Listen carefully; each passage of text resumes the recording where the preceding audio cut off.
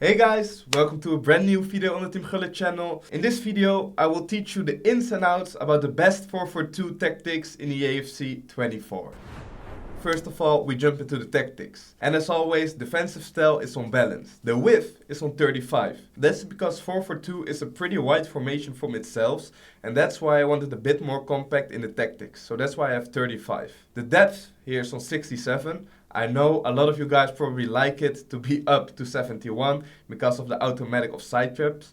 Me, personally, I don't really need that, but I still want my defensive line to be high up the pitch. So that's why I have the depth on 67. Then, in offense, build-up play is on balance, chance creation is on direct passing. Again, the width, same arguments for the defense from the 4-4-2 is pretty wide from itself, so that's why I don't put it wider. I have it on 49, it's basically the same as 50. I would recommend to not go lower than 40 and don't go higher than 65 is what I would say in a 4-4-2. Players in the box is on 5. 4-4-2 is a pretty well balanced formation from itself. That's why I put the players in the box on 5. It is average, it is balanced. The 4-4-2 is average and balanced. So that's why I like all the tactics to be pretty balanced. Then corners and free kicks, as always, on 2 bars. Then for the instructions, on my goalkeeper I don't put anything. My right back and left back are both on stay back while attacking and overlap. A lot of people are questioning me, what does the overlap instruction do? For me personally, I feel my fullbacks are pushing up just a tiny bit more when I put them on overlap. It's not the same as I put them on balanced, of course, but I just like them to be a little bit higher up, and that's why I put them on stay back while attacking, but overlap. My center mids are both on stay back while attacking and cover center. I have them on stay back because if I go down the wing, I break through, I want them to be available for the cutback.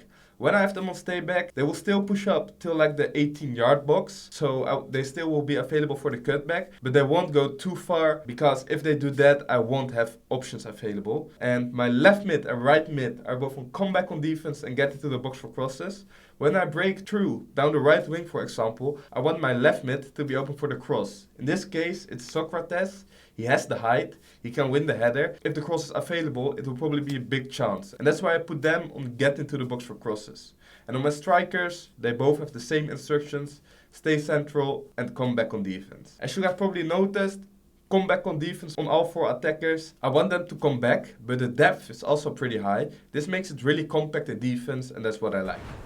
Okay, so now let's jump over to the pros of the 4-4-2. What does the 4-4-2 make it as good as it is? Obviously, the 4-4-2, we play it every year. It's good since way back, since FIFA came out, it's good. This year, EAFC 24, it's still good. So that's why 4-4-2 is always a good option to play. Second thing, this year a lot of people are playing 4-3-2-1 with the balanced fullback. 4-4-2 counters that pretty well because you will always have 4 players available for the counter attack. Your left mid, your right mid and both of your strikers obviously. And let's say your opponent is playing a 4-3-2-1 balanced fullback on the right side. Your left mid will have loads of space in the counter attack because the right back is always pushed up. That's why the 4-4-2 is a pretty good counter for the 4-3-2-1. Argument number 3 why the 4-4-2 is really good. As I already said, it's a really balanced formation. Me personally, I like to press and play a little bit slower, a bit possession. So that's good for the 4-4-2. But you could always play counter-attack in football with the 4-4-2 because you always have the 2 strikers up top. If you want to go quick, they give you the option to go quick. But if you want to go a bit slower, you could also take it a bit easier. Go for the easy build-up between the right back and right mid, for example. Search for the triangles on the wing with your winger, center mid, striker. As you can see in the formation, there are triangles everywhere. And that's why it's really easy for everyone to play the 4-4-2. Then argument number 4, why the 4-4-2 is a really good formation this year. In defense, it's pretty well structured. Obviously, as you guys probably know, when we play 4-3-2-1, because of the instructions we put, we defend in a 4-4-2, and obviously that's for a reason, because a 4-4-2 is always pretty good and solid in defense. So again, defense is good in a 4-4-2. We already talked about what's good in attack. Obviously, there are some things that are better in other formations.